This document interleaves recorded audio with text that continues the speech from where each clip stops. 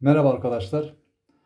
Bu akşam sizlere artan öksürük problemleriyle ilgili özellikle çocuklarda ve yetişkinlerde de kullanabileceğiniz bir öksürük şurubu tarifi vereceğim.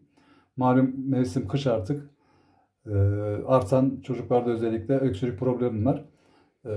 Bunun için kimyasal herhangi bir madde içermeden doğal öksürük şurubu nasıl yapabiliriz onu paylaşacağım sizlere. Bunun için gerekli olanlar bir adet ayva arkadaşlar, bir adet karaturp, bir adet portakal ve andız pekmezimiz var.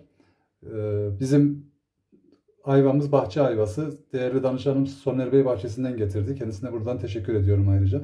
Şimdi bunları güzelce bir soyacağız öncelikle. Portakalımızı güzelce soyduktan sonra arkadaşlar doğruyoruz bu şekilde. Mutfak robotunun içerisine atacağız. Bu arada portakalın dışındaki beyazları almıyoruz arkadaşlar, beyazları. Ayvayı da soymadan kullanacağız, bilginiz olsun. Şöyle güzelce ayvalarımızı doğruyoruz. Çekirdeğiyle vesaireyle doğrayacağız arkadaşlar. Ayva çekirdeği biliyorsunuz aynı zamanda jelleştirerek ciltte de kullanılabilir ve kıvam artırıcı özelliği vardır. Bildiğiniz gibi doğal kıvam artırıcıdır. Robotumuz için onları da atıyoruz. Karaturpumuzu güzelce yıkayıp soyduktan sonra onu da ufak parçalar halinde doğruyoruz küp küp.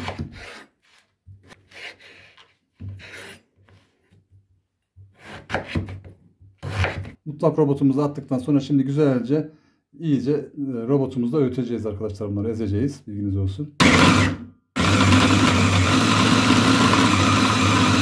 Ürünlerimizi bu şekilde tamamen püre haline gelecek şekilde getiriyoruz arkadaşlar. Şimdi ürünümüzü alıp biz bone kullanıyoruz. Bir bone yardımıyla ya da bir bez ile, tülbent ile, temiz bir gazlı bez ile güzelce sıkıp suyunu alacağız arkadaşlar.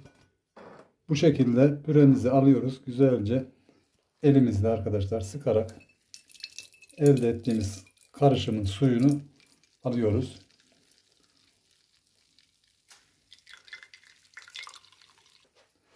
Suyumuz şu anda hazır.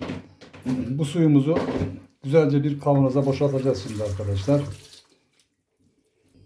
Elde ettiğimiz suyu kavanoza boşalttıktan sonra arkadaşlar iyisinden şeker glikoz içermeyen bir andız pekmezi alıyoruz.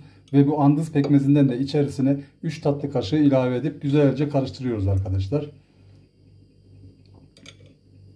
Evet, bu şekilde. Şimdi öksürük şurubumuz hazır hale geldi arkadaşlar. Bu şurubumuzdan sabah, öğlen, akşam birer tatlı kaşığı tüketebilirsiniz. Çocuklar ve siz kendiniz de tüketebilirsiniz. Diyelim ki çocuğunuzun damak tadına uymadı. Tadı güzel ama olabilir. Bazı çocuklar bazı şeyleri sevmeyebilir. İsterseniz bir çay bardağı içme suyunun içerisine ya da çocuğunuzun sevdiği bir çay bardağı meyve suyunun içerisine arkadaşlar bir tatlı kaşığı ilave edip çocuğa o şekilde de içirebilirsiniz. Bu kısa sürede öksürük problemini çocuklarda ve yetişkinlerde bertaraf edecektir. Soğuk algınlığına bağlı öksürüğü ve bu soğuk algınlığının ciğerlere inmesini engellemiş olursunuz. Başlangıç aşamasında bunu hemen yaparsanız kısa sürede etkili olacaktır.